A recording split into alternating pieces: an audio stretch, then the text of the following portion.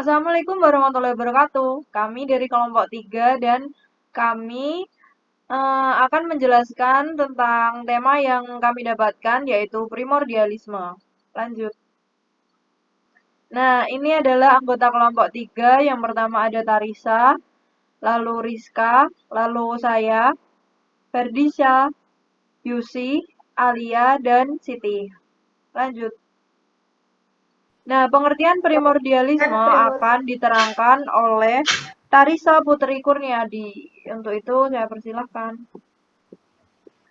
Pengertian primordialisme. Primordialisme adalah pandangan atau paham yang memegang teguh hal-hal yang dibawa sejak kecil, baik mengenai tradisi, adat istiadat, kepercayaan, maupun segala sesuatu yang ada di dalam lingkungan pertamanya.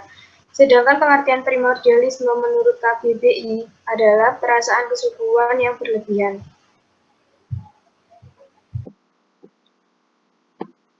Untuk selanjutnya, pengertian primordialisme menurut para ahli akan dibacakan oleh Rizka Aulia Putri.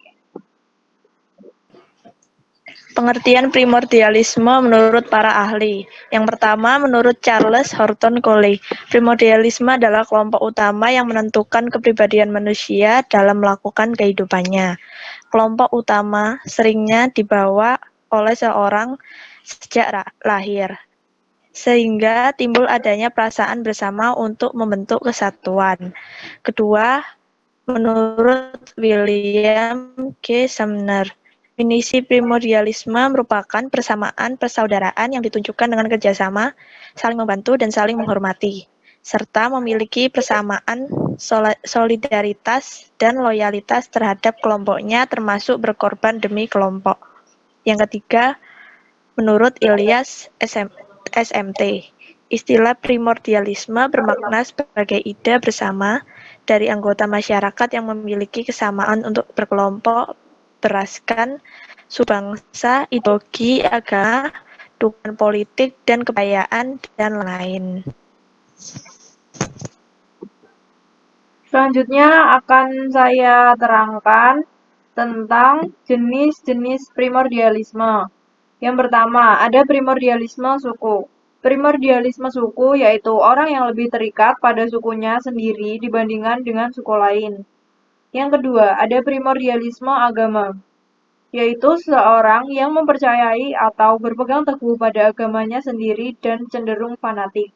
Yang ketiga, ada primordialisme kedaerahan. Primordialisme kedaerahan adalah seseorang yang terikat dengan daerahnya sendiri ketimbang daerah lainnya. Lanjut. Nah, faktor penyebab primordialisme akan diterangkan oleh Ferdisa Rahmaretanti. Oke, faktor penyebab primordialisme yang pertama yaitu adanya sesuatu yang dianggap istimewa oleh individu dalam suatu kelompok atau perkumpulan sosial tertentu. Yang kedua yaitu adanya kesamaan tradisi nenek moyang. Ketiga, adanya bentukan suatu kelompok dengan tujuan yang sama.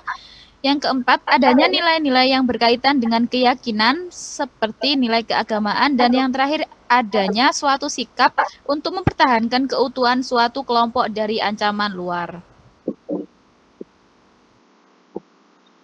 Ya, baik. Selanjutnya, dampak dari adanya primordialisme akan dibacakan oleh Syafa Adayusanani. Yang selanjutnya adalah dampak dari adanya primordialisme, yang mana dari primordialisme ini pasti tentu saja menimbulkan dampak positif ataupun negatif. Dampak positifnya yaitu yang pertama, kuatnya rasa cinta terhadap tanah air, yang kedua, loyal terhadap bangsa, yang ketiga, semangat patriotisme, yang keempat, menjadi persatuan dan keseimbangan budaya.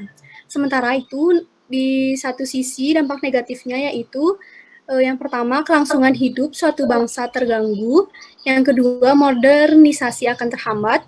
Yang ketiga, hubungan antar bangsa terhambat. Yang keempat, asimilasi dan integrasi terhambat. Dan yang terakhir adalah objektivitas sains dapat dikurangi dan dihilangkan. Untuk topik selanjutnya adalah bagaimana kita sebagai bangsa Indonesia menyikapi primordialisme, dan ini akan diterangkan oleh Alia Nabisa. Bagaimana kita sebagai bangsa Indonesia menyikapi primordialisme?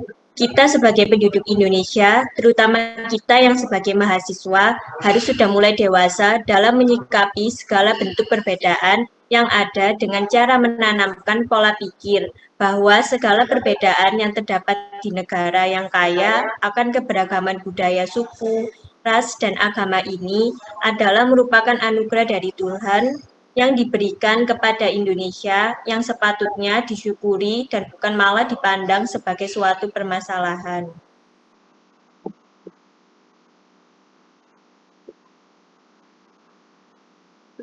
Lanjut. Nah, dan bab yang ketujuh sekaligus bab terakhir yaitu bagaimana bangsa Indonesia berorientasi terhadap kemajemukan negara. Nah, ini akan diterangkan oleh Siti Warsapujana. Bagaimana bangsa Indonesia berorientasi terhadap kemajemukan negara. Sebagai bangsa Indonesia yang baik, mari kita lebih lagi mengamalkan nilai-nilai Pancasila dalam kehidupan kita sehari-hari. Dengan mengamalkan nilai-nilai Pancasila, dapat menjadi lebih bijak dalam menghadapi setiap ancaman yang terjadi di negara kita yang bertujuan untuk merusak persatuan bangsa Indonesia yang sudah kita bangun dengan susah payah oleh para pejuang kemerdekaan bangsa Indonesia sejak dahulu. Nah, sekian penjelasan dari kelompok kami. Apabila ada pertanyaan bisa ditanyakan di kolom komentar. Terima kasih.